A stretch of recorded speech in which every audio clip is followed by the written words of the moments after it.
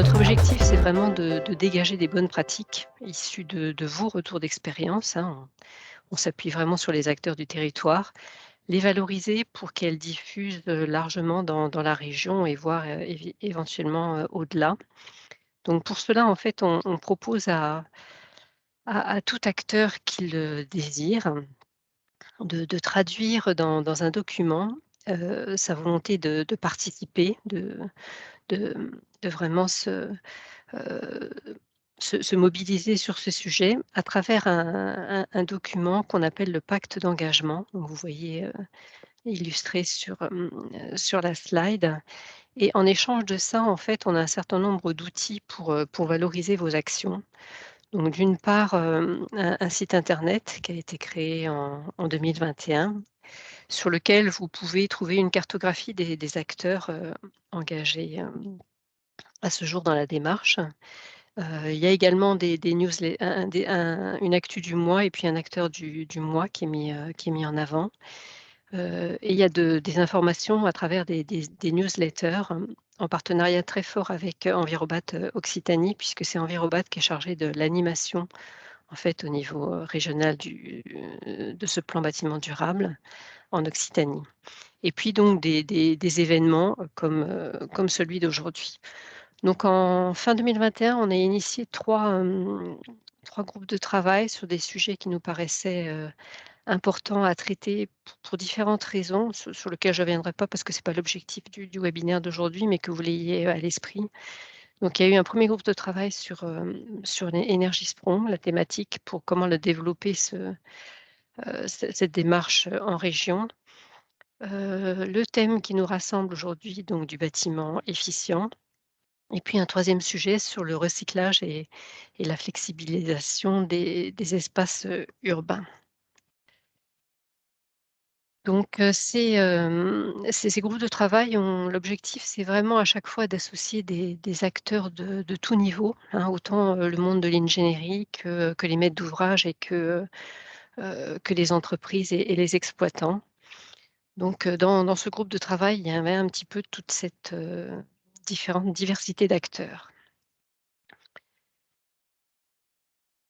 Alors pourquoi, le sujet du bâtiment efficient? Alors jusqu'à il y a peu de temps encore, en fait, quand on rénovait ou qu'on construisait un bâtiment, il y avait que très rarement un objectif de résultat, sauf quand, éventuellement la maîtrise d'ouvrage, soit s'engageait dans une démarche de qualité environnementale, soit de labellisation et quand bien même, il y avait ces démarches, souvent on suivait finalement les performances, des bâtiments jusqu'à 1 an, 2 ans, 3 ans après les travaux et puis, ensuite, tout était un peu laissé, alors je dirais pas à l'abandon, mais au fil, au fil d'éventuelles dérives dans le temps et aujourd'hui, à la fois avec l'arrivée des décrets tertiaires, et du décret Bacs aussi, finalement on se retrouve, vraiment,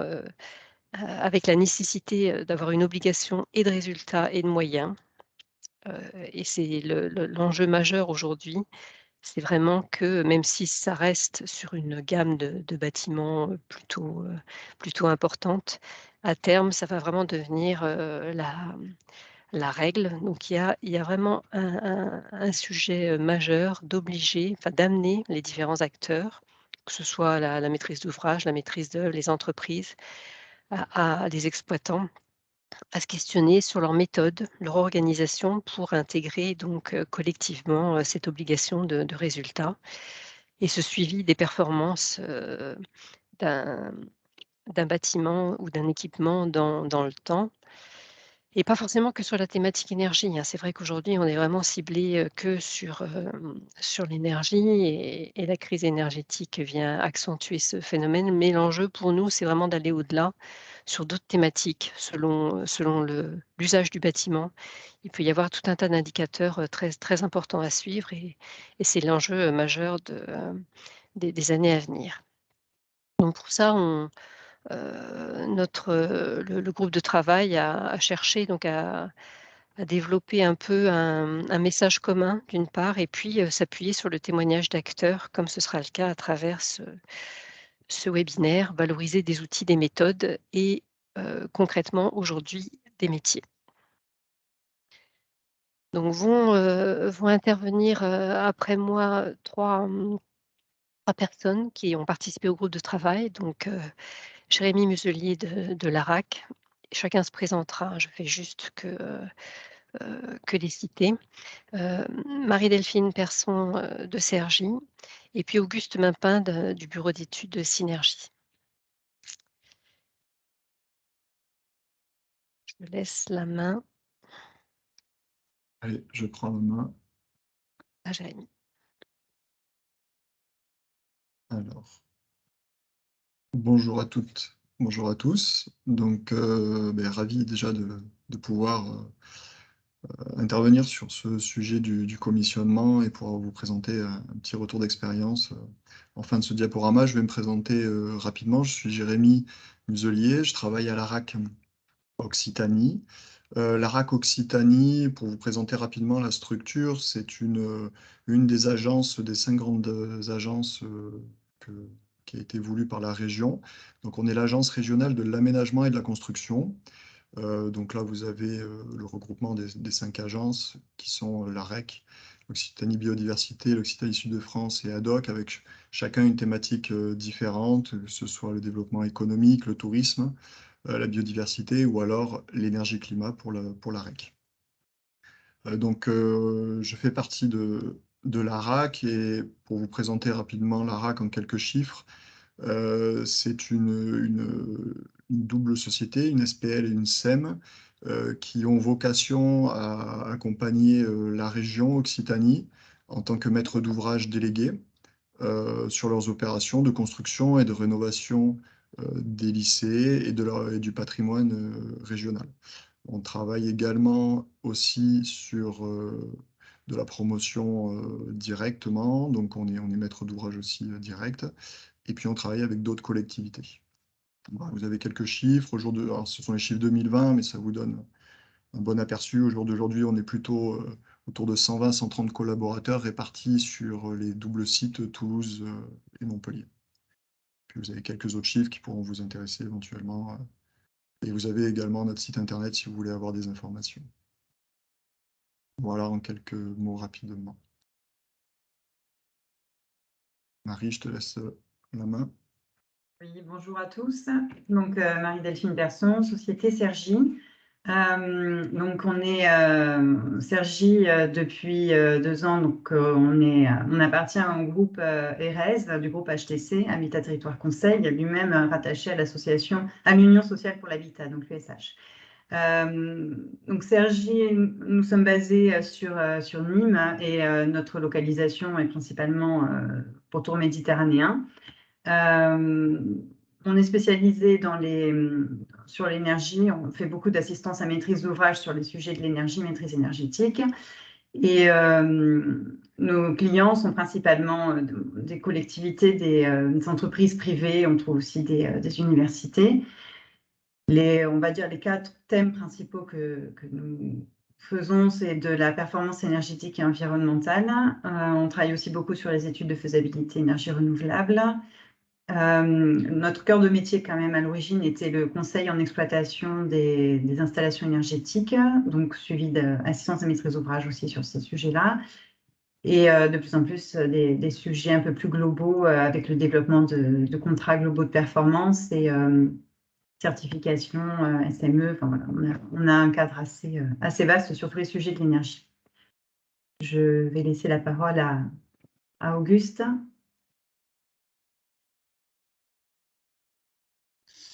Bonjour à toutes et tous. Alors moi, je vais passer la diapo. Je suis Auguste Mimpin. Je travaille chez Synergis, qui est un bureau d'études et de conseil axé sur la performance, donc énergie-environnement des bâtiments. C'est une société qui a un peu plus d'une quinzaine d'années et qui est née au Québec. Québec, donc où le commissionnement est démocratisé déjà depuis plus d'une vingtaine d'années. On a une branche bâtiment durable au sein de Synergis, donc qui travaille sur l'approche énergétique et environnementale, principalement en qualité d'AMO, et on a d'ailleurs une certification AFNOR sur le commissionnement. On a aujourd'hui 3 implantations, Montpellier, Toulouse et Montréal, qui est notre implantation d'origine. Et dans notre volonté, nos missions un peu, c'est d'accompagner les maîtres d'ouvrage en qualité d'AMO et c'est d'essayer de livrer des ouvrages performants, efficients, avec un impact environnemental le plus faible possible et surtout durable en fait, que ce soit en termes de performance et de pérennité des ouvrages. Aujourd'hui, donc, comme j'ai dit, on travaille essentiellement en qualité d'AMO. On travaille sur la plupart des sujets de l'énergie, de l'environnement, accompagnement, certification, commissionnement, audit. Et donc, notamment sur le commissionnement, qui vient de notre retour d'expérience, des constatations qu'on a pu faire sur le terrain, où on remarque que les bâtiments en exploitation ont des problèmes d'équilibrage, ont des problèmes de paramétrage des installations, de mise au point, ont parfois des installations très complexes, du coup, qui ne fonctionnent pas de manière optimum et qui peuvent engendrer d'ailleurs des surconsommations, et aussi un gros problème de documentation des bâtiments pour l'exploitation. Donc voilà le pourquoi du commissionnement chez Synergis. Et je vais redonner la main à Jérémy qui va commencer à vous parler du commissionnement. Merci Auguste. Alors, le commissionnement, je Mais crois que avant Sandrine, c'était à cela, toi de... oui, Je nous te laisse. avons lancé un petit questionnaire à remplir en ligne dont je vous mets le lien dans le chat. Alors, c'est un outil que vous connaissez certainement, c'est l'outil Klaxoon. C'est assez simple d'usage, c'est un système de post-it à déposer. Voilà le lien qui vous parvient pour participer. Je vais du coup vous montrer pardon, le visuel de ce tableau à remplir et sur lesquels on vous pose quelques questions. Donc, les questions sont, vous allez arriver directement sur ce tableau, normalement.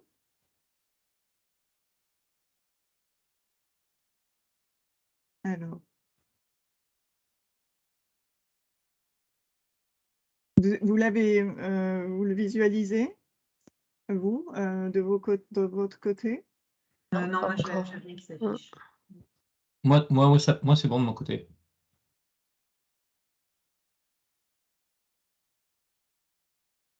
C'était bon pour vous accéder au tableau donc Klaxoon dans lesquels on vous invite à répondre à quelques questions. Voilà, peut-être pas, vous n'aurez pas des réponses à tout, mais à vous positionner sur votre vision du commissionnement, à quoi ça sert, qu'est-ce que c'est, pourquoi, comment, par qui, quelles étapes, et votre vision là-dessus.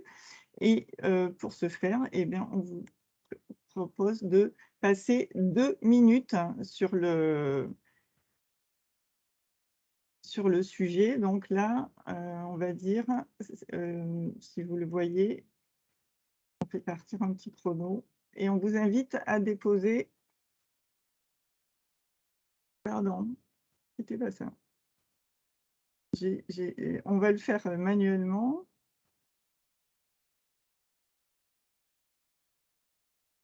Est-ce que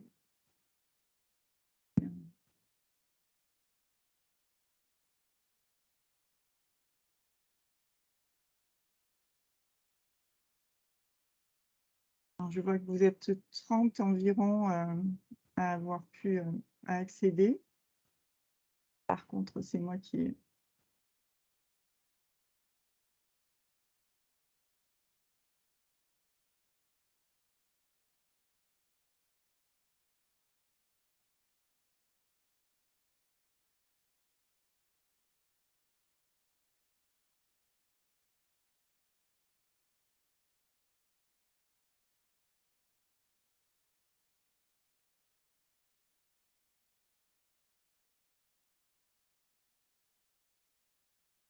n'arrive pas à partager le bon écran.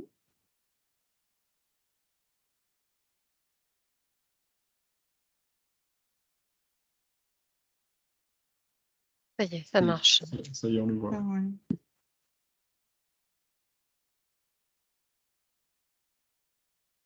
commence déjà à y avoir des post-it.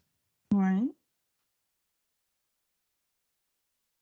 En indiquant, si possible, hein, comme vous l'avez vu, un nom, un prénom, une structure, pour un peu savoir d'où vient le petit message. Hein, voilà, si vous le pouvez, c'est très intéressant. Et puis aussi votre département, parce qu'on a vu qu'il y avait des participants qui venaient d'un peu partout dans en dehors d'Occitanie aussi. Donc, c'est intéressant de savoir d'où ça vient. Voilà, bon, vous pouvez peut-être continuer. De toute façon, on fera un petit bilan d'ici la présentation que vont nous faire nos 3 intervenants sur les idées générales du commissionnement. Pour ce faire, eh bien, je crois que c'est Jérémy, tu peux reprendre la main. Alors n'hésitez pas à poser, si vous avez des questions sur les interventions ou des commentaires, à les poser dans le chat, hein. On fera un bilan aussi à après chaque intervenant des questions qui sont posées dans le chat. Laisse-nous représenter la présentation, Sandrine. Repartager, pardon, la présentation. Ah,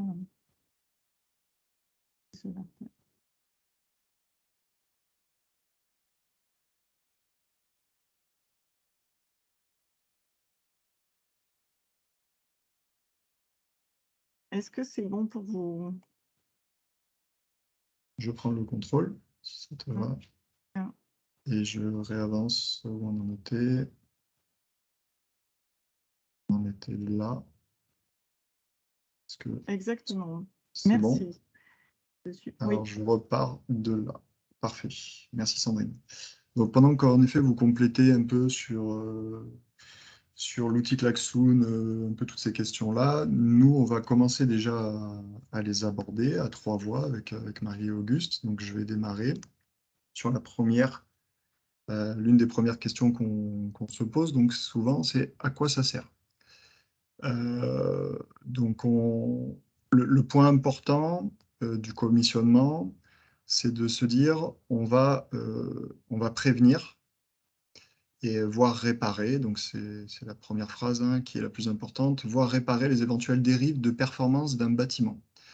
Dans le commissionnement, on peut faire beaucoup de choses dans le commissionnement et on peut en faire un peu moins. On va le voir après un peu plus loin, plus en détail. Mais le but à chaque fois, c'est les 3 flèches que vous voyez sur la slide, c'est favoriser l'atteinte des exigences de performance attendues par le propriétaire pour le projet. Donc ça veut dire qu'il y a des performances qui ont été exigées dès la programmation. Assurer une construction, une exploitation optimale pour pouvoir faire une bonne passation entre chaque étape importante de l'acte de construire, hein, la conception, la réalisation et l'exploitation. Donc on y reviendra aussi plus en détail dans les slides d'après.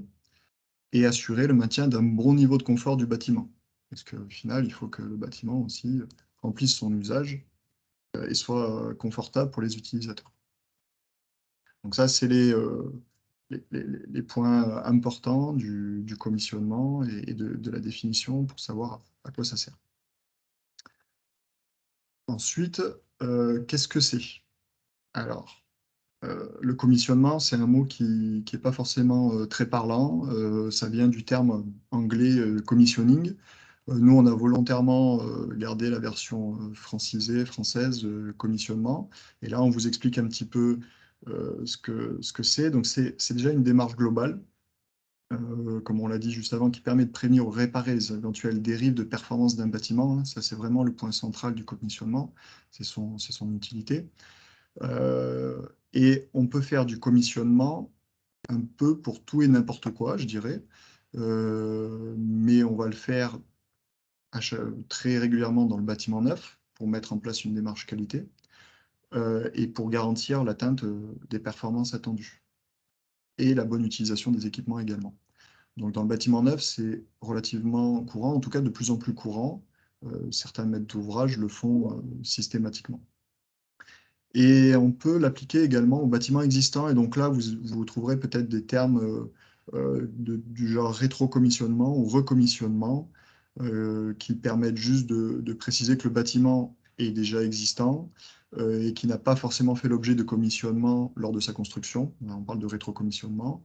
Ou alors qu'il y en a eu déjà un, et dans ce cas-là, on vient le réadapter et c'est le recommissionnement. Aussi les termes un peu là qu'on utilise et qui définissent le cadre du commissionnement.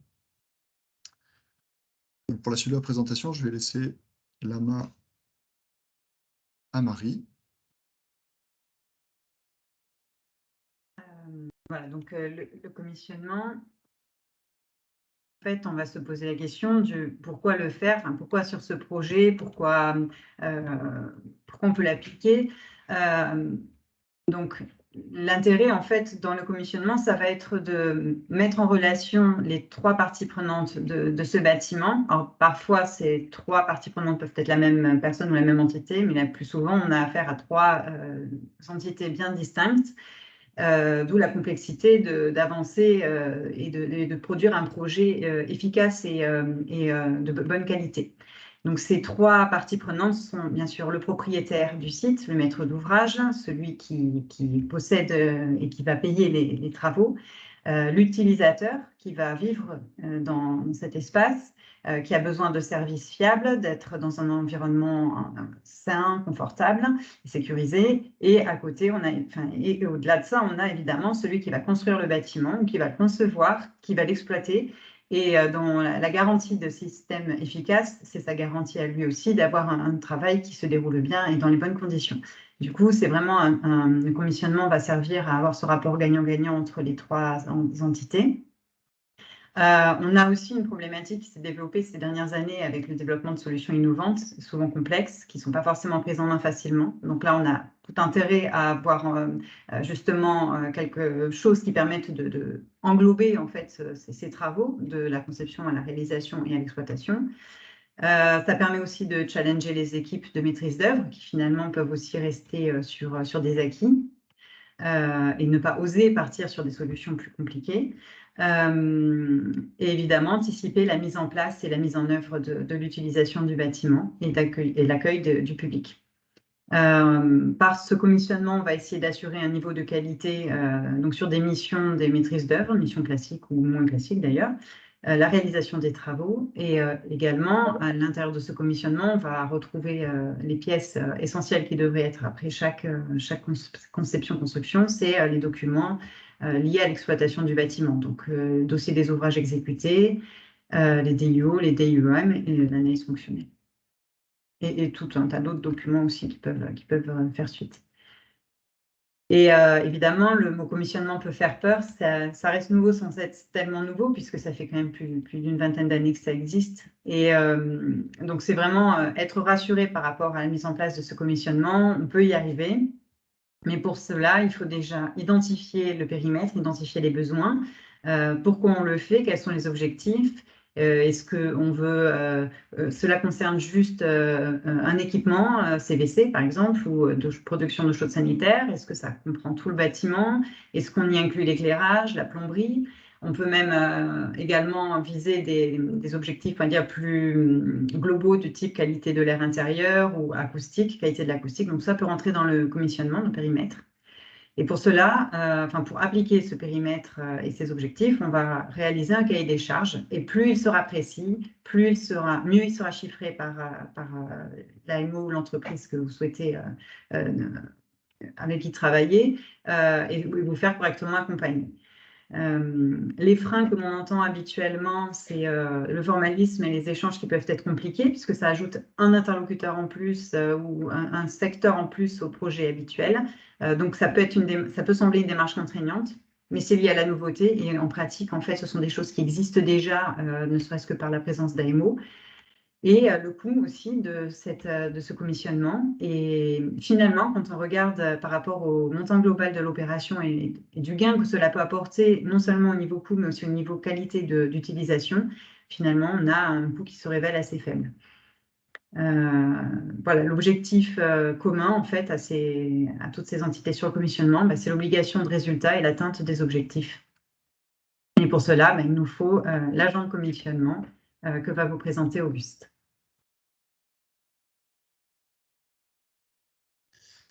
Tout à fait. Alors, donc, la mission de commissionnement est assurée par un agent de commissionnement.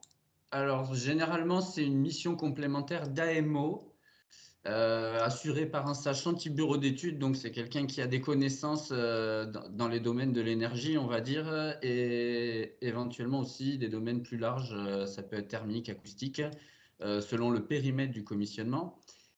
C'est une mission complémentaire d'AMO. Elle peut être intégrée à la maîtrise d'œuvre, mais ça peut poser aussi des problématiques de parties prenantes, notamment avec les conceptions, réalisations, où en fait le contrôle est interne au groupement. C'est pour ça que la plupart du temps, c'est une mission d'assistance à maîtrise d'ouvrage.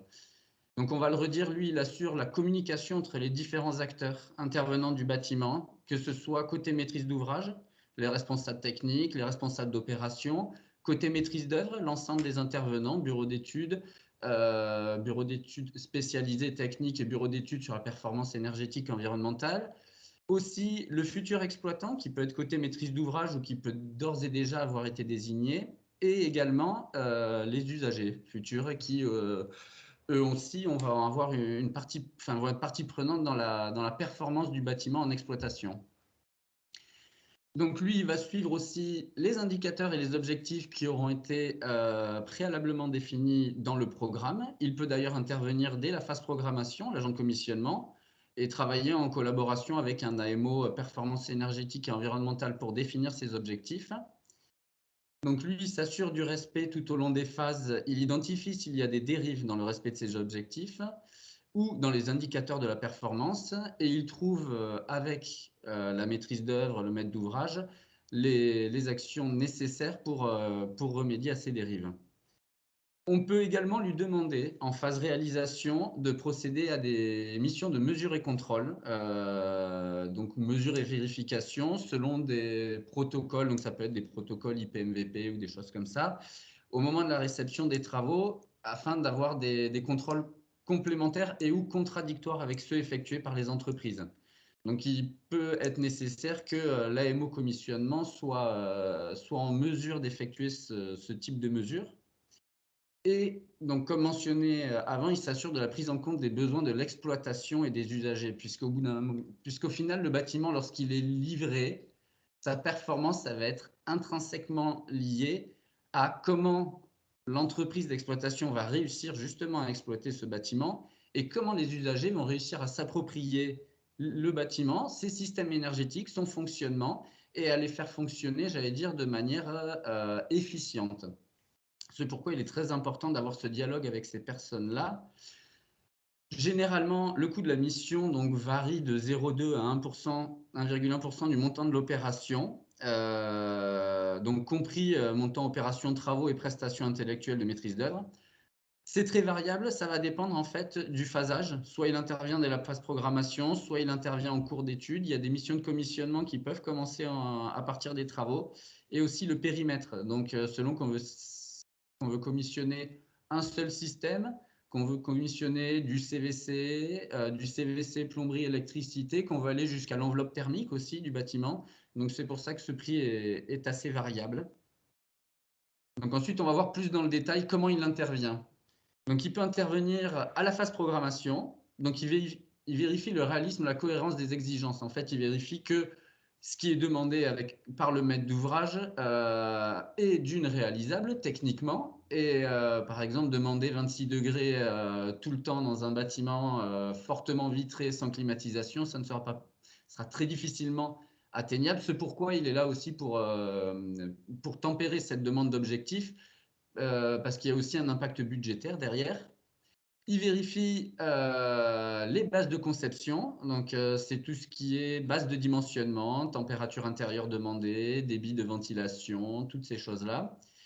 Et il définit l'ensemble des indicateurs en relation avec les objectifs. Donc l'indicateur, ça peut être des besoins de chauffage qu'on cherche à minimiser, ça peut être un niveau de consommation, ça peut être un taux de couverture par les énergies renouvelables, ça peut être un nombre d'heures d'inconfort. Donc, c'est tous ces indicateurs qu'il va développer en phase programmation pour les suivre ensuite en phase de conception. À partir donc, du moment où démarrent les phases de conception, lui, il va analyser les documents de la maîtrise d'œuvre. Il va discuter de manière, j'allais dire, collaborative avec la maîtrise d'œuvre, mais aussi pour les challenger un peu, essayer de faire émerger des solutions innovantes, mais aussi, j'allais dire, de bon sens.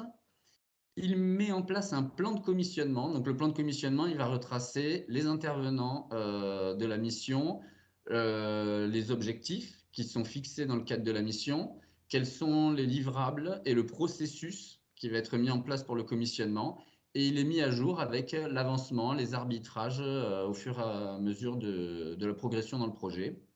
Et chose très importante, au moment du Pro DCE, il va définir conjointement avec les bureaux d'études les procédures d'essai, réglage, mise en service. Ça comprend aussi formation du personnel, tout ça qui sont très importants pour la mise au point du bâtiment et sa livraison. En phase de réalisation, il va s'attarder donc à vérifier les documents exés des entreprises. Il n'a bien sûr pas de mission visa, hein, ça reste dévolu à la maîtrise d'œuvre, mais il a quand même un regard et une revue, un regard supplémentaire. Et il vérifie sur site la mise en œuvre des matériaux et des équipements. Donc il y a des visites sur site à réaliser. Là, il va s'assurer pas mal de l'entretien maintenance, de l'accessibilité des systèmes, de la pose des équipements suivant les préconisations. Par exemple, on peut parler d'un compteur avec des longueurs droites avant-après, des choses comme ça. Et il va aussi vérifier les modifications qu'il y a en exé pour s'assurer qu'elles soient bien prises en compte dans les documents, dans les DOE. Dans un deuxième temps, donc à la réception, il va vérifier les procédures de réception des entreprises. Donc, ça va être tout ce qui est essai, mise en service, autocontrôle. Il établit un plan de vérification dans lequel il va consigner si tout a été réalisé en termes d'essai, mise en service et si toute la documentation de type PV, autocontrôle, attestation ont été fournies. Il vérifie le réglage des équipements. Ça s'apparente à une vérification de bon fonctionnement, c'est-à-dire que les équipements sont paramétrés correctement, les programmations ont été faites, les consignes sont conformes. Et ensuite, il fait un contrôle des documents, DOE, dossier d'intervention ultérieure sur les ouvrages et dossier ultérieur d'entretien-maintenance. Donc, c'est des documents qui sont primordiaux pour l'exploitation, justement, et pour qu'elle réussisse à prendre en main le bâtiment et à maintenir les performances qui ont été visées depuis le début. Et voilà, en exploitation, il accompagne l'exploitant dans le pilotage des installations, que ce soit l'affinage des paramétrages, ce genre de choses. Il fait un suivi des performances pour s'assurer qu'elles sont conformes à ce qui avait été demandé initialement dans le programme. Et il assiste le maître d'ouvrage et éventuellement l'exploitant dans la résolution de problèmes lorsqu'ils sont identifiés. Donc, que ce soit des problèmes de dérive, des problèmes de programmation, paramétrage, équilibrage. Voilà, donc pour ces principales interventions au cours des phases. Je vais donc laisser la main pour conclure à Nathalie Gontiez sur cette présentation du commissionnement. On va d'abord revenir, si tu le permets, Auguste, sur les contributions de notre quiz. Et voilà, mais je crois, on ne va pas rentrer dans les détails de tout ce qui a été proposé parce que ça serait long, mais je vois une très nette convergence avec les propositions, enfin les termes et les explications qui ont été données jusqu'ici. Après, donc, ce que je note, moi, c'est qu'en dans à quoi ça sert, effectivement, c'est le pilotage et la bonne optimisation et la garantie de résultats, hein, l'idée de la garantie. Sur qu'est-ce que c'est, on va ressortir le processus de la démarche qualité et l'idée d'assistance à la maîtrise d'ouvrage pour la réception et sur les volets techniques, hein, avec des propositions. Pourquoi? Pour le réglage efficient, pour éviter les dérives et notamment des consommations ou des inconforts, Voilà. Alors, comment? Via des mesures en réel. Alors, bon, via plutôt quelque chose aussi qui est destiné à faciliter l'exploitation. Et puis, alors, dans les étapes là sur lesquelles tu venais de passer, on nous parle aussi peut-être à expliciter un peu plus un commissionnement saisonnier en 2 ans d'exploitation. Donc, ou des phases plutôt à réception, alors qu'on peut évoquer aussi un accompagnement sur, dès la conception jusqu'à l'exploitation et l'usage. Voilà. Sur ces les contributions qui apparaissent, qu'est-ce que je vous laisse peut-être commenter, puis on prendra les questions du chat et les interventions éventuelles. Oui, alors, je commence, Auguste, si tu veux bien. Oui, les remarques et les post-it que vous mettez convergent fortement avec là, ce qu'on vient de vous présenter. Ce que vous avez bien compris, je pense, là, dans cette présentation, c'est que ce qui est important dans le commissionnement, c'est d'avoir une vision claire de ce qu'on souhaite commissionner. On va pas rentrer dans l'ensemble des détails de tout le projet. Donc, il faut que dès le départ, dès le programme, le maître d'ouvrage ait une idée claire sur son objectif et qu'il se fasse accompagner dès le départ par son AMO pour définir ça si le besoin s'en fait sentir. Et après, le commissionnement, c'est vraiment à la carte. On n'est pas obligé de faire l'ensemble de tout ce qu'on vient de vous présenter. On peut vraiment sectionner. Vous pouvez monter votre cahier des charges un peu. Il faut le faire sur mesure à votre bâtiment et à votre projet. Tous les projets ne se ressembleront pas. Il faut vraiment adapter votre commissionnement aux besoins, à votre besoin réel. Je sais pas, Auguste, Marie, si vous voulez rajouter un point. Oui, j'allais juste rajouter un petit point. C'est vrai qu'on n'en a pas parlé, mais bon, la présentation est aussi extrêmement succincte. Le comptage, en fait, la mise en place d'un suivi est très important pour effectivement la partie exploitation. Du coup, dès la phase préconception, programme, il faut déjà avoir en tête ce que l'on veut suivre et comment on va le faire, comment on va le mettre en place et demander à la maîtrise d'œuvre de proposer un plan acceptable, en tout cas qui permette de faire un suivi correct, et derrière de s'assurer qu'il le prévoit bien, y compris dans les pièces de suivi. Tout à fait, en complément, comme tu viens de dire, Marie, c'est-à-dire que si on définit des objectifs, on définit des indicateurs pour pouvoir mesurer leur atteinte, et derrière ces indicateurs, il faut qu'on puisse les contrôler en exploitation. C'est-à-dire qu'à partir du moment où on définit des objectifs, il faut se donner les moyens contractuellement en exploitation d'aller vérifier si on les a atteints ou pas. Alors ça peut être un objectif de température, auquel cas il faut prévoir une instrumentation avec des sondes par exemple, hein, mais le comptage est un des principaux moyens d'aller vérifier les objectifs qui sont pour majeure partie sur les performances du bâtiment. Et les performances, ça va être des niveaux de consommation pour une grande part. Alors, pour revenir sur les questions, il y en a 3 qui assez différentes. Donc la première, ces prestations ne viennent-elles pas en doublon de la mission de la maîtrise d'œuvre? La seconde, qui est plutôt sur le coût, en disant que ça rajoute un coût et un intermédiaire qui peuvent alourdir la gestion du chantier. Et la troisième, pour rebondir sur ce que venait de dire Auguste, c'est que fait-on lorsque le résultat n'est pas au rendez-vous? Qui répond à la première? Voilà, mais pour la prestation due par l'AMO, alors il y a plusieurs explications, et après c'est aussi des points de vue, hein. Mais c'est vrai qu'aujourd'hui, enfin ces derniers temps, et ces 15-20 dernières années, les systèmes et les installations techniques des bâtiments sont devenus de plus en plus complexes. Avant, c'était quand même des recettes, hein. Et aujourd'hui, la maîtrise d'œuvre, alors est-ce que ça vient en doublon? Est-ce qu'il y a un contrôle exhaustif des DOE? Est-ce qu'il y a un accompagnement à la mise en service et notamment au contrôle des essais, des choses comme ça, par la maîtrise d'œuvre?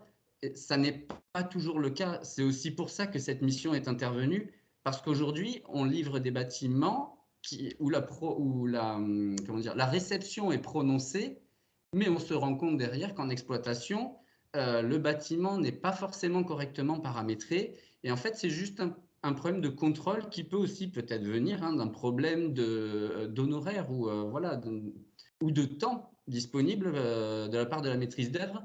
Mais en tout cas, il apparaît qu'il y a eu une grosse dérive qu'on a observée entre ce qui était prévu et ce que l'exploitant constate. Donc, comme il y a eu un vide à ce moment-là, c'est vrai que ces contrôles ont été basculés sur une mission de commissionnement qui vise, en fait, qui lui n'a que ce rôle-là. C'est-à-dire qu'il n'est pas au même titre que le maître d'œuvre de suivre l'exhaustivité des travaux, de viser des situations, de faire des visas d'exé, des choses comme ça. Lui, il est uniquement là pour s'assurer que les mises en service, enfin pas uniquement, mais c'est une de ses principales missions, que les mises en service sont faites de manière sérieuse et sont faites de manière exhaustive, et les contrôles et les paramétrages. Après, si quelqu'un veut ajouter un complément. Oui, bon, tu as déjà donné beaucoup d'éléments, Auguste, mais c'est vrai que cette mission est apparue parce qu'on s'est aperçu qu'il y avait des trous dans la raquette, clairement, dans les équipes de maîtrise d'œuvre à ces phases-là importantes. Et donc, le fait d'avoir une tierce personne, une tierce entité qui rentre dans la discussion, forcément alourdit l'échange, clairement.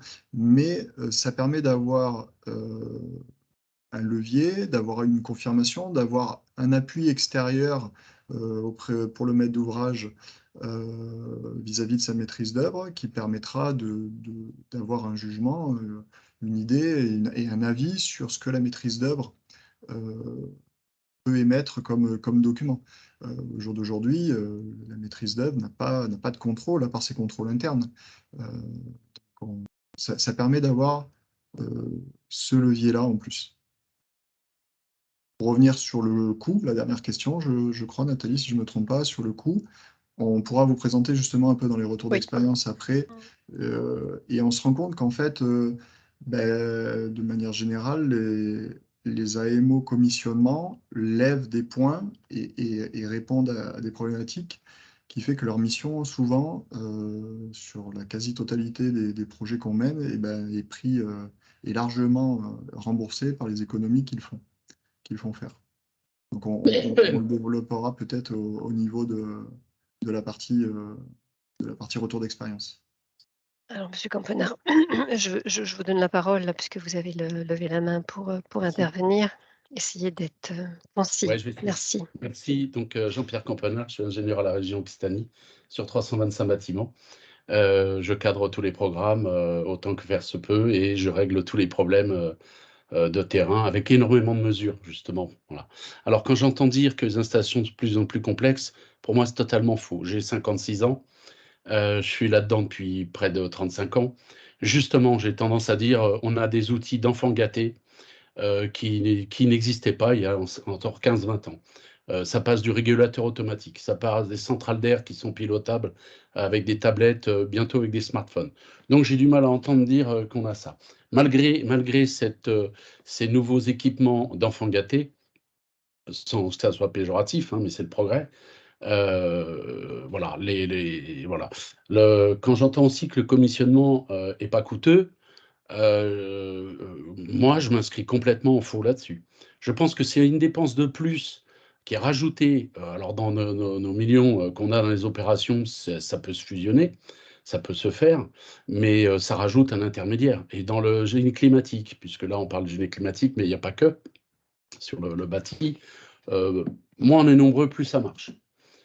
Et il faut faire attention à la surenchère, ce qu'il en est. Les petites équipes bien cadrées dans un bon cadre sont efficaces. En fait, si on laisse les choses se faire comme ça, entre les gens de terrain, alors moi j'ai un pied sur de la maîtrise d'œuvre, parce que je fais toute la maîtrise d'œuvre de tous mes dossiers, le réglage de toutes les installations et le terrain. Voilà. Chose que les BET, hélas, soit n'ont pas le temps de faire du terrain, et c'est deux mondes en fait qui ne se parlent pas. Moi, je leur jette pas la pierre. Je pense que si la commissionnement s'inscrit là-dedans, voilà, je pense que soit ils n'ont pas le temps, soit on ne les paye pas assez. Ça, je suis un peu d'accord sur le fait qu'on ne les paye pas assez vu la charge de travail. Mais malgré tout, si on les paye, il y a des mauvaises habitudes qui ont été tenues et on fait des réceptions visuelles. Alors quand monsieur Auguste, enfin je vois que votre prénom, quand vous dites toute la démarche, je veux dire, tout ça, c'est lié, c'est totalement lié à ce que le BET doit faire.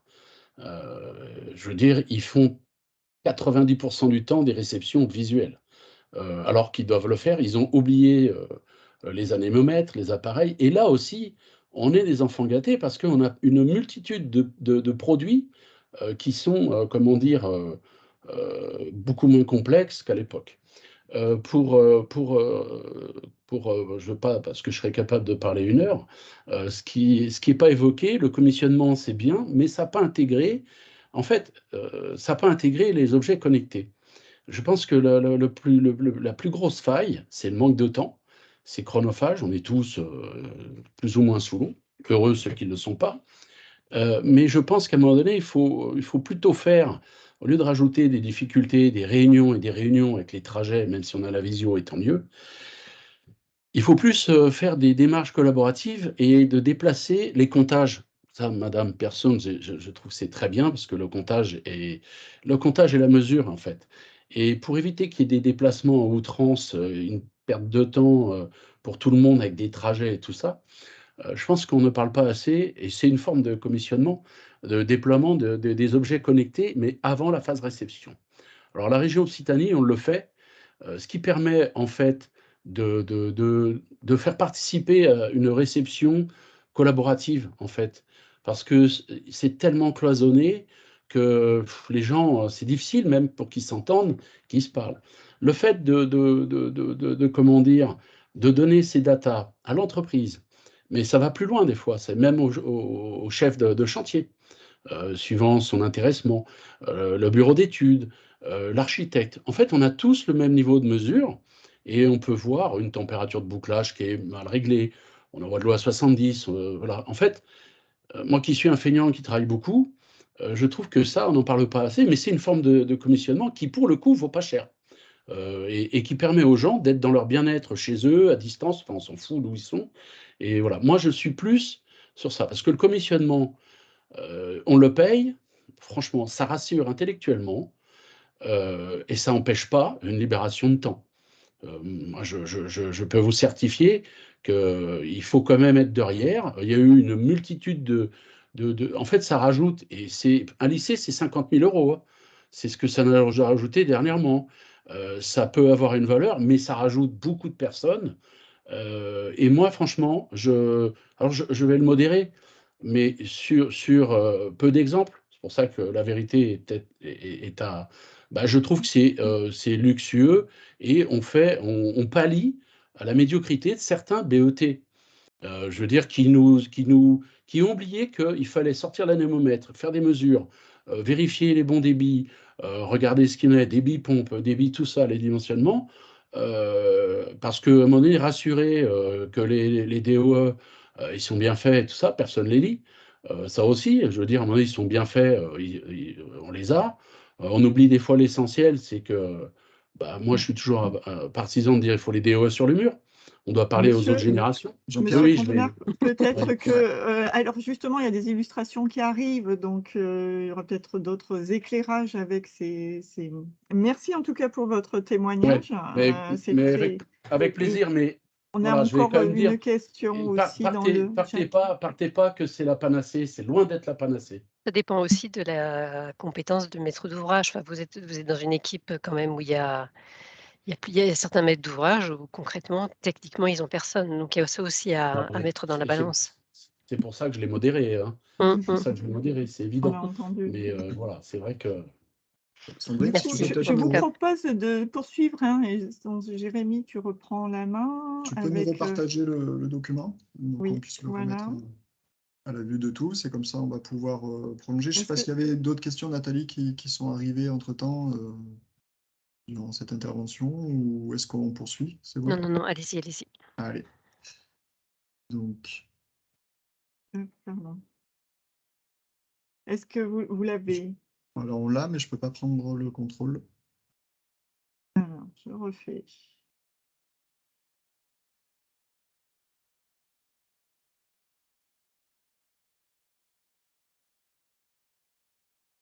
Ah, Je prends le contrôle, mais je vais avancer. Ok. Donc on en était ici, si je ne me trompe pas. Donc je vais vous présenter un premier retour d'expérience, donc justement sur les lycées en construction sur la région Occitanie. Donc voilà, le périmètre d'intervention, donc justement pour ce commissionnement, ça a été d'avoir un AMO dès la programmation, en conception, en exécution, qui a suivi la réalisation, la construction, et qui va poursuivre après au niveau de l'exploitation sur des durées de 1 à 2 ans pour s'assurer en effet qu'on atteint les objectifs qui étaient fixés par la région. Il faut savoir que la région, depuis une quinzaine d'années, a construit un référentiel technique qui est riche de tous les retours d'expérience qui ont été faits. Donc, on a des objectifs régionaux qui sont très élevés. Euh, donc, je vais essayer aussi de peut-être d'aller un peu vite pour essayer de rattraper le temps, parce que sinon on va exploser la pendule. Sandrine, c'est peut-être ça que tu allais me dire. Oui, on nous signale que le diaporama ne se diffuse pas. Est-ce que c'est le cas pour Ligne du Sol, mais est-ce que c'est le cas pour d'autres? Pour moi, c'est bon. C'est bon. Bon. C'est bon. C'est bon pour moi. Donc, Merci Jérémy, excuse-moi. je poursuis, il n'y a pas de souci. Donc, l'objectif, c'était d'atteindre un niveau 4C1 sur ces projets-là. Donc là, je parle des 2 derniers lycées qui ont été livrés en 2020 et 2021, qui sont le lycée Gignac et de Sommières, dont vous aurez une illustration là, juste à la fin. Avec des niveaux de consommation aussi qui sont limités par poste et également une limitation en termes de puissance installée photovoltaïque. Donc des contraintes d'un point de vue énergétique très, très fortes sur ces projets et qui sont la porte d'entrée du commissionnement, hein. Clairement, c'est du commissionnement à MO Énergie. Et la mission s'est étalée à peu près sur 5 ans, hein, le temps des études et de la construction de ces lycées. Donc je vous ai résumé là sur 2 difficultés qu'on a pu rencontrer, qui sont des fois des difficultés qui peuvent paraître un peu légères. La première, c'était pour l'entreprise la difficulté de renseigner toutes les informations qui étaient demandées dans le plan de commissionnement, puisque on a fait un commissionnement très poussé. Donc, on a pu échanger avec eux et adapter les documents de commissionnement à leurs habitudes de travail à eux, pour ne pas les ralentir dans leurs études d'exécution, et qu'on ait néanmoins un plan de commissionnement en adéquation avec nos objectifs. La deuxième difficulté qu'on a rencontrée, c'est au niveau de la passation, justement, entre les entreprises qui ont construit et qui ont équipé le bâtiment et les entreprises qui exploitent. Donc là, les solutions qu'on met en place, nous, au jour d'aujourd'hui maintenant, c'est de faire des réunions spécifiques avec maîtrise d'œuvre, entreprises, exploitants, en amont de la construction, pendant la construction et à l'issue de la construction. Voilà, pour que les gens puissent tisser un lien, communiquer, échanger et comprendre le fonctionnement de la conception et des installations après coup. Donc ça a été mis en place récemment et on a des très bons retours de la part des uns et des autres sur ces échanges-là, puisqu'il y a un vrai partage entre connaisseurs. Donc quand on explique la démarche, le pourquoi du comment, bah forcément, tout le monde adhère. Et vous avez dans l'encadré donc un résumé sur les coûts. Donc vous avez un coût travaux pour les lycées neufs qui sont de 28 millions d'euros, le coût de la maîtrise d'œuvre qui est de 3,6 millions d'euros. Et un coût pour le commissionnement qui est de 60 000 euros, sur des surfaces de plancher construites de 14 000 m², avec des usages d'enseignement, forcément pour les lycées, mais on a aussi de l'administration, une restauration et des logements de fonction. Voilà, la MO commissionnement sur ces 2 projets a été le bureau d'études Enertech. Les optimisations qu'on a pu réaliser avec le commissionnement, entre autres, donc c'est les points que vous voyez affichés là. Le dimensionnement des puissances, on a obligé les bureaux d'études à dimensionner les puissances sur les besoins des STD et pas sur les règles normatives. Donc ça nous fait des vraies réductions, des points importants de réduction en termes d'investissement sur le projet, tout en assurant un bon fonctionnement, puisqu'on travaille en même temps sur la performance du bâtiment. Donc les deux se rejoignent et on tire vraiment tout le monde vers le haut à ce niveau-là. L'autre point très positif, c'est au niveau des bilans de puissance électrique, où on a également l'une des conditions quand on construit un lycée neuf, c'est de se limiter à un tarif jaune, donc à 250 kVA, alors que quand on fait un bilan électrique sur ce type d'équipement, on est au-delà des 500. Et donc on arrive à le faire, pareil, en mettant tout en place derrière une démarche, en mettant des équipements peu consommateurs, en réduisant la quantité d'équipements installés, etc. etc. C'est toute la démarche du commissionnement AMO Énergie qui évolue au niveau de la région, qui permet d'atteindre ces objectifs-là. Et puis, on a tout un volet de contrôle au moment de la réception et des OPR qui vient en parallèle de ce que peuvent faire les entreprises et les bureaux d'études, qui est souvent pas suffisant, qui sont les contrôles des débits de ventilation et des paramétrages des réglages des installations. Où là, ça nous permet en effet de tout de suite rectifier le tir et de régler les installations de la manière dont on les a conçues. Donc le coût de la mission, c'est à peu près 0,2% du montant des travaux. Donc sur des projets de cette importance-là, l'impact financier, il est très faible. Et les gains apportés, c'est donc ce que je viens de dire, l'optimisation des équipements et la réduction des consommations énergétiques après, qui elles se poursuivent sur toute la durée de vie du projet et qui, au vu de la volatilité des prix en ce moment, est plutôt bienvenue. Et je finis donc ce petit retour d'expérience sur deux visuels, donc le lycée de Gignac, que vous voyez en vue aérienne sur l'image de gauche, avec les deux grands blocs d'enseignement de part et d'autre, un centre de documentation sur le bas et la restauration sur le haut. Et en arrière-plan, au fond, vous voyez l'internat et les logements de fonction. Et vous avez une vue de l'entrée principale avec une façade courbe, avec l'architecte et l'INSEBAG. Et le bureau d'études sur ce lycée était le bureau d'études Adré. Et puis un visuel du lycée de Lucie Aubrac de Sommières, avec l'architecte MPM, le bureau d'études TPFI. Et donc vous avez pareil une vue aérienne avec une implantation légèrement différente. Vous avez des toitures photovoltaïques où on voit les bâtiments d'enseignement. En haut des bâtiments d'enseignement, vous avez l'entrée principale avec l'administration. Et sur la droite de la vue aérienne, vous avez les logements, l'internat. Et les logements sont hors du cadre.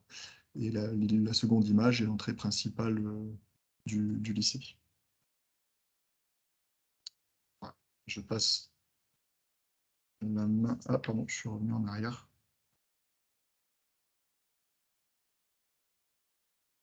Avant de laisser la parole à Marie, je signale que vous êtes invité à déposer, si vous le souhaitez, vos retours d'expérience, vos propres, vos propres expérimentations sur le commissionnement, partagées sur le tableau Klaxoon, dont le lien a été reposé dans le fil de conversation, si vous le souhaitez, en tout cas, partager des retours avec nous. Merci. Et Marie, je te laisse la parole. Alors, le retour d'expérience que j'ai choisi de partager avec vous était en fait un peu la phrase type à dire, c'est « il n'est jamais trop tard ». Donc là, il n'était jamais trop tard pour engager une action de commissionnement sur un projet. Donc, alors là, petite envergure. On va dire que c'était un projet plus modeste concernant juste le remplacement d'une chaufferie par un réseau de chaleur avec production centralisée. Donc, ça concernait le CSSR du château de Bassy pour le GCAM Aquitaine, avec un montant des travaux globaux de 450 000 €, enfin MOE plus travaux. Et la part commissionnement, donc là, mais du coup, assez élevée parce que finalement, si les travaux sont assez, enfin, si le montant plus le montant de travaux est faible, plus la part commissionnement qu'on peut ajouter, effectivement, parfois, va se révéler un peu plus élevé. Donc, on a atteigné les 1,5% du taux. En fait, ce commissionnement a dû être fait parce que quand ils ont créé, en fait, quand les travaux ont démarré, si vous voulez, le projet était quasiment à l'arrêt puisqu'on se retrouvait dans l'impossibilité de terminer les travaux compte tenu d'un problème de place dans la chaufferie, dans le sous-sol du bâtiment. En fait, la maîtrise d'œuvre était un peu désemparée, le client également, et là, voilà, l'idée a été on va prendre quelqu'un d'extérieur, on va essayer de voir, refaire un point sur ce qui était prévu au programme, ce qui est réellement fait, et voir si on doit réellement arrêter le chantier ou si on peut le continuer. Donc, cette mission de commissionnement a débuté à la phase visa, en fait, visa exé, donc sans avoir passé la partie conception, même programme. Donc, très complexe en fait à prendre en main. Néanmoins, ça a permis finalement cette mise à plat, ça a permis de non seulement pouvoir continuer le chantier, adapter les travaux et également finir les travaux dans des délais raisonnables, ce qui n'était pas du tout le cas au départ. Alors, les difficultés rencontrées, justement, c'était le retard sur la livraison et vraiment une mauvaise qualité des prestations. La solution qui a été mise en place, en tout cas sur la partie mauvaise qualité des prestations, évidemment, c'était de refaire, mais également d'assister le maître d'ouvrage sur la rédaction des courriers et avoir un appui technique solide auprès de l'entreprise. Parce que là, on était vraiment sur un non-sachant, donc c'était quand même plus compliqué. La prise en main du dossier ensuite lors de la phase exé et propositions techniques déjà bien avancées en conception. La solution qui a été mise en place a été la rédaction d'un rapport d'analyse à destination du maître d'ouvrage et puis ensuite des réunions de calage entre l'entreprise, l'AMO et le maître d'ouvrage. Les optimisations qu'on a pu voir avec ce commissionnement, finalement, ça a été de vérifier l'adéquation entre l'exé et le programme et identification des contraintes qui avaient été amenées. Du coup, certains équipements ont dû être adaptés. Et les levées de conformité qui au départ semblaient insolubles, notamment pour ces problèmes de place et de disponibilité en locaux techniques, avec une mise en sécurité complexe. Des solutions ont été trouvées, un mini réseau de chaleur a pu être créé et des chaudières à éléments implantées dans le site. Ce commissionnement également a servi de remettre à jour certains schémas de principe, préparation en amont des pièces, etc. Ce que l'on peut dire sur ce projet, donc on n'était pas dans une approche à la base de performance énergétique avec objectif. Là, l'idée, c'était vraiment on termine le projet de manière propre. Ça a permis donc de limiter les surcoûts et les délais. Et derrière, avec l'assistance à la réception, finalement, la levée de réserve, on a pu garantir le fonctionnement des installations et aussi la bonne accessibilité des équipements pour l'entretien-maintenance. Voilà, j'ai essayé d'être assez rapide. Voilà le bâtiment, donc en plus, un ancien bâtiment, un site très, très grand. Et voilà, donc je vais passer la parole à Auguste pour la continuité. Donc moi, en termes de retour d'expérience, donc je vais vous parler du projet de construction de bâtiment de bureau qui s'appelle Alco 2. C'est pour accueillir les services du conseil départemental de l'Hérault. Donc c'est un projet qui a duré 6 ans, qui a été livré il y a plus d'1 an, sur lequel on avait des objectifs de niveau de consommation énergétique maximum, de taux de couverture, de confort thermique. Voilà, bâtiment qui fait environ 5000 m² sur 6 bâtiments, 13,6 millions d'euros de coût. Alors, je n'avais pas le coût de la maîtrise d'œuvre, mais le coût de la mission de commissionnement était d'environ 40 000 €. C'est nous qui avions assuré cette mission. Donc, il y avait une toute petite partie de logement, essentiellement des bureaux avec locaux annexes. Les difficultés que l'on... Donc, nous, on est intervenu, voilà, ça a été long parce qu'on est intervenu de la phase programmation jusqu'au suivi de bon fonctionnement sur 2 ans. Je vais revenir là-dessus par rapport aussi à des questions qui ont été posées sur les essais saisonniers. Les difficultés, donc, on avait un problème aussi à synthétiser les bases de dimensionnement, c'est-à-dire à coucher par écrit juste qu'est-ce qu'on prenait comme niveau de température, comme débit de ventilation, comme régime de température pour les circuits, ce genre de choses. Donc, on a poussé pour que ce document soit bien établi et transmis aux entreprises pour qu'au moment de paramétrage et qu'on sache exactement pourquoi on a installé et dimensionné les choses de cette façon-là. On a établi aussi, on a accompagné pour définir une analyse fonctionnelle convenable, parce que, pardon, j'ai changé de diapo, pour établir une analyse fonctionnelle convenable, parce que c'est d'expérience un document qui manque énormément. Alors, où il manque tout court, où il manque de toute façon de clarté et d'exhaustivité, et il est indispensable pour l'entreprise pour pouvoir faire sa mise en service et son paramétrage. Et ensuite, on a eu des gros problèmes d'équilibrage des réseaux de ventilation où on a procédé, nous, à des mesures contradictoires et on a accompagné l'entreprise sur la mise au point jusqu'au bout. Donc, on a élaboré l'analyse fonctionnelle. C'est la base de paramétrage des installations pour l'entreprise qui définit en gros tous les paramètres initiaux, les consignes et toutes les séquences de fonctionnement qui sont attendues pour les systèmes, que ce soit en manuel, en auto, en sécurité. On a procédé à 3 campagnes de mesures contradictoires des débits au niveau des bouches de ventilation. Donc là, pour expliquer aussi l'intérêt de la mission de commissionnement, c'est que elle s'inscrivait dans la durée et que, par exemple, initialement, on n'avait pas prévu de faire 3 campagnes de mesures. Elles ont quand même été faites et il a fallu 3 campagnes de mesures pour arriver à équilibrer les réseaux aéroliques. Donc ça, j'allais dire, c'est un travail de longue haleine et de ténacité aussi un peu pour arriver jusqu'au bout et jusqu'au résultat qu'on attendait. Et on a fait un reparamétrage des installations au niveau de la supervision à plusieurs reprises, donc suite à des vérifications de mon fonctionnement. On avait des erreurs dans les index de comptage qui étaient incohérents. Ont été mis en place plusieurs compteurs électriques qui comptaient la même chose et du coup, on avait des problèmes pour calculer ce qui était autoconsommé, réinjecté en termes de photovoltaïque. On a reprogrammé des lois d'eau qui ne fonctionnaient pas du tout, des programmations horaires et pour dire aussi rebondir un peu sur le mode de fonctionnement des centrales, sur la complexité des installations. En fait, c'est vrai que j'entends qu'on a des systèmes qui sont vendus de type plug and play, sauf que le plug and play est une sorte d'affabulation un peu, et qu'il ne suffit pas de plugger et de mettre en marche. Et que les entreprises, en fait, il manque des metteurs au point. Moi, je l'ai constaté un peu, et que quand l'entreprise met en marche une installation de CTA, il y a un petit manuel, bon, il fait 50 pages, mais on se rend compte qu'elle ne l'a jamais ouvert le manuel et que quand nous, on vient voir comment fonctionne la CTA, il n'y a pas de programmation horaire, elle fonctionne en marche forcée avec pas de débit de réduit, pas de modulation CO2 alors que ça devait être le cas et avec uniquement une pression en soufflage et en reprise paramétrée.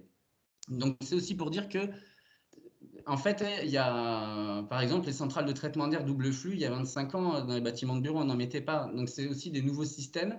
La mise au point s'est un peu perdue et a été un peu reprise par les fabricants qui proposent des matériels en disant ça marche avec du on-off et ça n'est pas forcément vrai. Et c'est ce paramétrage fin aussi qui manque des fois au moment de la mise en service.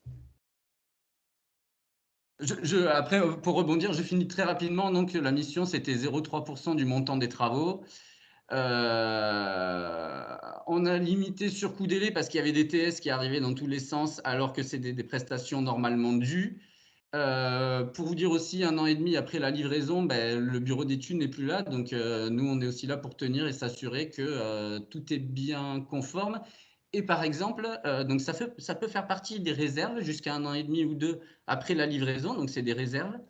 Ou sinon, nous, c'est des choses qu'on faisait remonter dans le cadre de GPA ou de GBF, garantie de bon fonctionnement, qui est due par l'entreprise sur les 2 premières années. Donc, on a fait réintervenir l'entreprise plusieurs fois. Ça a été compliqué, mais on a réussi. Voilà. Et donc, visuel de l'installation et après, les visuels où nous, on a procédé à nos mesures de débit aux bouches. Et on a été aussi sur site parce qu'on n'avait pas à l'origine l'accès extérieur pour suivre la supervision GTB. Donc, on était régulièrement sur site pour aller contrôler ces paramètres de fonctionnement. L'architecte, c'est Agence Fontes Architecture, et le bureau d'études qui a suivi, c'était Bureau d'études BET Durand. Voilà. Merci. Je vous laisse reprendre la main pour la fin. Alors, fallait peut-être pas citer la maîtrise d'œuvre parce qu'ils n'ont pas été super forts, ce que j'ai entendu. Après, c'est un sujet très large, c'est-à-dire que en fait, ça peut être une question d'honoraire et de temps, c'est-à-dire que ça demande une présence très forte parce qu'on a eu, en fait, nous, une relation très bonne, hein, avec le bureau d'études, mais au bout d'1 an et demi, ils n'ont pas suffisamment d'honoraires et suffisamment de temps pour assurer jusqu'à 1 an et demi. C'est pas vrai, c'est pas vrai. Après, c'est pas moi qui fixe les honoraires. Moi, tout ce que je note, c'est que voilà, ça reste aussi la mise en service, un travail de longue haleine et qui doit être, je pense, sûrement, hein, mieux chiffré par les maîtrises d'œuvre, sûrement.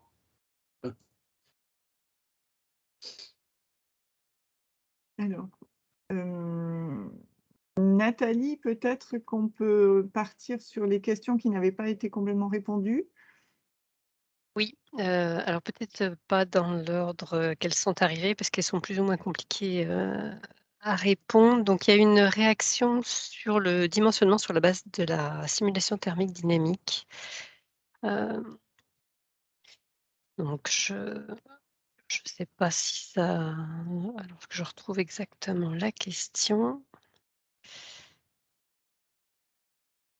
Pendant que tu cherches, Nathalie, juste pour conclure, là, on vous a mis quelques liens boîte à outils et guides pour ceux qui souhaitent pouvoir approfondir le sujet sur le commissionnement et avoir des outils. Et après, l'idéal, c'est que quand c'est votre premier commissionnement, il faut vraiment se faire accompagner pour pouvoir bien cadrer votre besoin et pas chercher à faire une mission extrêmement compliquée si ce n'est pas nécessaire. En fait, la question sur la STD était plutôt justement sur le fait que ça n'intégrait pas forcément des aléas et que du coup, au niveau du dimensionnement, il y avait plus de risques que si on se basait. Enfin, c'est comme ça que je la comprends, hein, sur les normes. Tout à fait. Après, je ne sais pas, Jérémy, si je peux rebondir. Vas-y. Sur la STD, en fait, c'est un dimensionnement chaud. Le dimensionnement chaud, là où on va avoir le plus besoin de puissance, c'est pour faire une remontée en température le matin quand il n'y a pas d'occupation, pas de soleil et qu'il fait froid.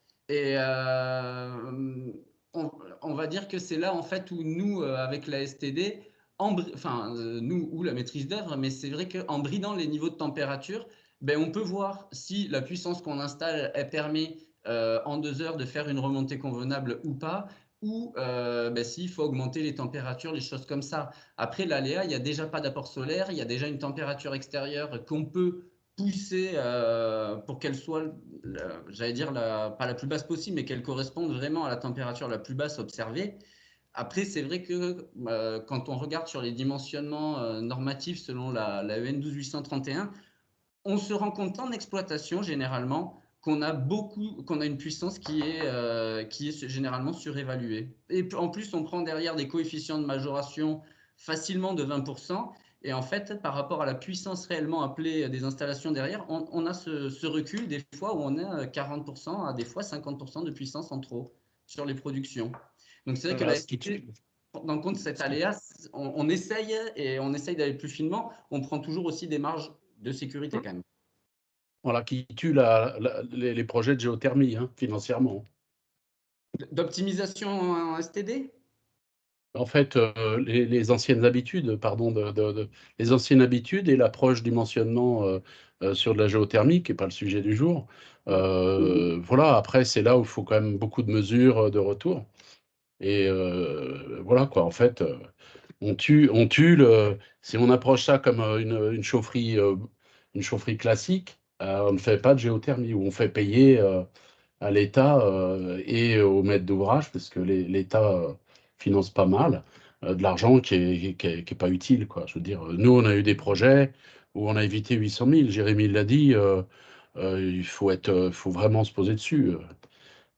Voilà, quoi. C'est un système très spécifique qui demande une compétence spécifique, quand même, la Oui, oui, géothermie. oui. Tout à fait. C'est de l'échange, hein. C'est vraiment de l'échange, hein. Il n'y a personne qui a une solution dans son Non. coin. Et là, c'est là où il faut beaucoup d'humilité, mais il faut surtout un fort dialogue et pas rajouter une grosse couche de pression au BET parce qu'ils ne sont pas gestionnaires. Vous voyez, il y a un grand vide entre gestion et comment dire, conception et gestion. C'est un énorme vide qui est un sujet à part entière. Mais voilà, l'approche, elle est là et il faut rassurer parce que les maîtres d'ouvrage, il n'y a qu'à Faucon aux maîtrises d'œuvre. Et puis, on se retrouve avec des budgets qui explosent. Et en plus de ça, si on commence à faire trop d'intermittence sur la géothermie, bah, on détruit le rendement de la géothermie. Alors, Oui, tout à fait. C'est la vraiment des- géothermie, effectivement, c'est un sujet. Je pense qu'on avait des questions. Oui, et une intervention, Alors monsieur juste, Champlon. Pardon. oui, juste, il y avait enfin, une remarque qui me paraissait intéressante, c'est que pendant toute la durée du webinaire, là, on positionne le commissionnement par rapport à la maîtrise d'œuvre et on ne parle pas du tout du contrôle technique. Donc, pourquoi, enfin, et comment positionner finalement le commissionnement par rapport à ces 2 missions? La mission du contrôleur technique est complètement différente, hein, n'a rien à voir. Il ne remplace pas le contrôleur technique, loin de là. Il vient, en fait, on l'a peut-être dit un peu rapidement, mais il vient stimuler un peu la réflexion au niveau de la maîtrise d'œuvre. Parce que j'ai vu passer là sur Klaxoon une crainte qui était le risque de désinvestissement des maîtrises d'œuvre. Si il y avait un engagement dans une mission de commissionnement. Nous, ce que l'on constate, c'est plutôt le contraire. C'est que ça challenge les bureaux d'études et qu'ils se disent, ah, je vais avoir un confrère qui va émettre un avis sur ce que l'on fait, donc on va peut-être le regarder d'un peu plus près. C'est plutôt dans ce sens-là, nous, euh, que, que, que ça se formalise. Et donc, je peux vous rassurer à ce niveau-là, le bureau d'études ne va pas se désengager, bien au contraire.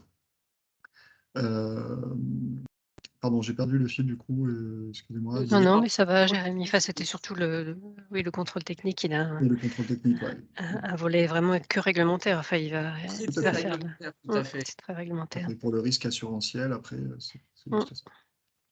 Alors, Enfin, donc la dernière question. question qui a plusieurs volets de Monsieur Niguet, là, qui est sur vraiment la garantie de résultat, finalement. Comment cette mission se positionne par rapport à ça? Qu'est-ce qu'il faut se donner comme moyen a posteriori, donc une fois que les travaux sont faits, pour juger à la fois d'une part si la mission a servi à quelque chose et si les travaux répondent vraiment aux attentes de la maîtrise d'ouvrage? Moi, Oui, bonjour. un Allô? petit élément, j'avais préalablement un peu répondu à travers notamment des réserves pour des essais saisonniers, par exemple, qui doivent valider des niveaux de performance. Ça fait partie des réserves de réception. Et la réserve n'est levée qu'au moment où l'essai saisonnier est concluant. Et ça peut aussi faire partie donc de fiches de demande en GPA ou en GBF. GBF qui va jusqu'à 2 ans après la livraison du bâtiment. Ouais, bonjour. Allez-y, monsieur. Vous m'entendez? Oui. Oui. Oui, alors, ouais, donc responsable d'exploitation en université. Donc moi, ouais, c'est ça, en fait, c'est pour savoir un peu voilà, nous, le commissionnement, on s'y intéresse un petit peu parce que, comme vous l'avez dit, et les interventions qui ont eu lieu aussi, c'est nouveau, alors ça coûte, mais ça peut aussi rapporter. Et le but que ça rapporte, c'est qu'on n'investisse pas dans n'importe quoi. C'est-à-dire que nous, on peut aussi nous vendre du rêve, quoi. Les entreprises comme les BET, quand on a besoin de rafraîchir des bâtiments ou de les chauffer, on va nous dire en conception, voilà, bah, avec les STD, on a pris en compte les heures d'occupation, et cetera. On va vous réduire de 2 degrés dans chaque bureau les températures pendant X temps, et cetera. Ça, c'est un exemple. Et à la sortie, nous, on s'aperçoit avec les GTC, avec nos compteurs, nos relevés de mesure, et cetera, que finalement, bah, on n'a rien gagné. On a gagné 0,5 degrés après avoir investi dans des casquettes, dans des brises soleil, dans dans des solutions passives avant d'attaquer la solution active, qui est carrément de mettre des groupes froids, et cetera. Enfin voilà. Et tout ça, nous, on se pose toujours la question du résultat et de se dire, bah, très bien, quoi. Donc, on part sur quelle solution? On opte pour l'une qui nous semble la plus correcte, que ça soit en termes de coûts, et cetera, de mise en place, voilà. Et ensuite, bah, comme je vous dis, on s'aperçoit que finalement, ça marche pas très bien. On a quand même fait une première réception, même si on n'est pas tout à fait bête et qu'on se dit: «On va attendre un petit peu». Mais le un petit peu, c'est, 2, 3, 4, 5, 6 mois maximum, parce qu'on est dans la période soit de chauffe, soit de refroid, de froid, pardon. Et à ce moment-là, bon, bah, voilà, on commence quand même à payer un peu l'entreprise qui attend depuis 6 mois, sa facture et qui va pas attendre 2 ans. Et après, vous avez dit tout à fait, on arrive à les faire revenir. Alors ça c'est vraiment plus compliqué d'arriver à les faire revenir et c'est là où, je vous enfin voilà, est-ce qu'on peut réellement, avec ce commissionnement, dire: «Vous ne serez payé que lorsque les résultats seront satisfaisants» et qu'il Alors, faudra que vous remettiez en œuvre certaines choses, que vous reveniez travailler sur le bâtiment si effectivement vous vous êtes planté? Alors, techniquement, le commissionnement ne pourra pas imposer ça si dans le contrat, à la base, ça n'y est pas. En fait, il faut. Par contre, le commissionnement peut vous aider à monter le programme et du coup, le dossier de consultation des entreprises, le CCTP, le CCAP. Et en fait, dans ce cadre-là, effectivement, il y a des clauses qui peuvent être déclenchées, qui peuvent être mises dans le contrat pour obliger, enfin, de toute façon, il faut obliger le maître d'œuvre à revenir et viser en fait des performances de deux types. Donc, on peut avoir des performances quand il y a une construction de type GPEI, donc garantie de performance de l'état intrinsèque du bâtiment. Donc ça, en gros, c'est lors de l'année de garantie de parfait achèvement où on va aller vérifier des choses qui sont vérifiables en moins d'un an d'exploitation. Donc ça va être surtout du bâti, la qualité intrinsèque, les épaisseurs d'isolant, des mesures de puissance instantanées, etc. Et en plus de ça, à côté, vous avez une GRE, donc une garantie de résultat énergétique, qui peut s'enclencher au bout d'un an, au bout de 2 ans, au bout de 3 ans. Et donc ça aussi à déterminer. Et du coup, vous aurez 2 modes de surveillance de vos travaux, une partie vraiment concrète, effective à la fin au moment de la livraison, et une partie qui va obliger dans la durée le maître d'œuvre à rester. Et c'est vrai que quand on fait des marchés globaux, l'avantage, en fait, c'est qu'on a le groupement de l'entreprise qui a répondu, qui est là, en fait, qui est au début là en tant que maître d'œuvre et ensuite là en tant qu'exploitant. Mais sur la partie de tuilage, donc les 2 ans où ils vont se passer la main, en fait, de la construction à l'exploitation, on peut mettre en place des clauses qui obligent le suivi et vraiment une passation propre des performances. Je ne sais pas si ça répond à votre question. Et Oui, en partie. Donc, Oui. ça veut dire donc que du départ, on insiste sur ces garanties, comme vous disiez, surtout je pense la GRE, qui me paraît un peu plus longue, parce que bien sûr qu'en plus, on va tomber sur l'année où bah, le climat va être dégradé comme il se fait en ce moment, et puis qu'on aura une année où il fera pas froid du tout l'hiver, où il fera pas, enfin bon, voilà, excessivement chaud l'été, enfin, etc. Donc on pourra pas au bout de 6 mois même voir si ça marche bien. Donc si oui, ces garanties, elles peuvent être remises en cause au bout d'1 an, voire 2 ans, ça commence à être un petit peu intéressant, ouais. Et je rajoute, du coup, j'en profite, je rajoute une chose, il y a la GREI, donc c'est garantie de résultat d'énergie initiale. Et ça, en fait, c'est dans le cas où vous êtes juste en conception-réalisation, vous n'avez pas l'exploitation maintenance derrière, et ça vous permet, en fait, d'engager quand même l'entreprise qui a livré les travaux, d'avoir 2 ans derrière pour faire cette GRE, même s'ils ne sont pas exploitants. Et après, c'est l'exploitant du site qui peut reprendre la main sur cette GRE, mais ça existe aussi, en fait, ce modèle-là de GREI. Okay. Je reprécise aussi un petit truc, c'est qu'on parle souvent de garantie de performance, de choses comme ça. L'agent de commissionnement, en fait, il est là pour aider, enfin, pour favoriser les conditions, contrôler et accompagner les intervenants à atteindre ces objectifs qui sont censés être garantis, mais il ne peut pas être le garant, lui, n'ayant pas la main sur les travaux, sur les choses comme ça. Lui, il est là pour faire un contrôle supplémentaire, mais il n'a pas vocation à garantir ces niveaux de performance. C'est les maîtrises d'œuvre, les entreprises ou les groupements de conception-réalisation qui s'engagent. Et lui, il est là pour contrôler, pour dire au maître d'ouvrage, attention, on n'y est pas, pour dire, je vais vérifier ce que nous dit, par exemple, le groupement, sur son engagement. Il dit, moi j'y suis, ben moi je vais le vérifier, des choses comme ça, mais il ne peut pas lui le garantir seul en tout cas. En revanche, il est là sur toute la longueur du projet, depuis le début jusqu'à l'exploitation, et donc il a toute l'historique de conception, d'exécution, etc. Et donc, si vous avez besoin d'aller chercher une entreprise ou un bureau d'études après la réception, ou en général, on voit plus grand monde après la réception, et ben, le fait que vous avez un AMO et un commissionnement, ça vous donne des arguments supplémentaires pour aller le chercher, et ça facilite cet échange. Donc, c'est quelqu'un qui a l'historique de tout le projet. Merci. C'est quand Merci même à tous. Alors, allez-y. c'est quand même une mission qu'on peut confier au BET sans avoir cet AMO supplémentaire. C'est ce on en revient à ce que disait une personne tout à l'heure dans l'Assemblée. En fait, elle peut être de tous les côtés, hein, cet agent de commissionnement, il peut être côté AMO, il peut être, il peut être côté maîtrise d'ouvrage, il peut être côté maîtrise d'œuvre et côté AMO, enfin externe. Ça va vraiment dépendre. Par exemple, sur un bureau d'études, s'il est intégré à la MOE, enfin à la maîtrise d'œuvre, souvent c'est intéressant si derrière la maîtrise d'œuvre elle est exploitante. C'est-à-dire qu'elle s'est engagée sur des garanties, elle va tout mettre en œuvre pour le faire, et là ça a de l'intérêt. C'est sûr que s'ils n'ont pas d'engagement de garantie ou de performance, en gros ils sont jugés partis, ça fonctionne moins bien. Après, nous, on trouve que c'est toujours mieux, mais bon, c'est peut-être aussi un peu parce que ce sont nos métiers, donc voilà, on prêche pour notre paroisse. Mais quand c'est externe, ça nous semble toujours mieux, ou au moins côté maîtrise d'ouvrage, parce que ça fait vraiment un contrôle supplémentaire. Et plus en amont surtout, parce que ça permet d'intervenir plus en amont dans le déroulé de l'opération. En tout cas, merci à tous les 3 pour vos interventions. Je remercie aussi les participants là, qui ont grandement contribué au débat. Donc, vous avez à l'écran là, les prochaines dates. Donc, le 28 octobre, on a souhaité qu'il y ait un webinaire dédié à l'importance vraiment de l'approche en coût global pour mener une démarche globale.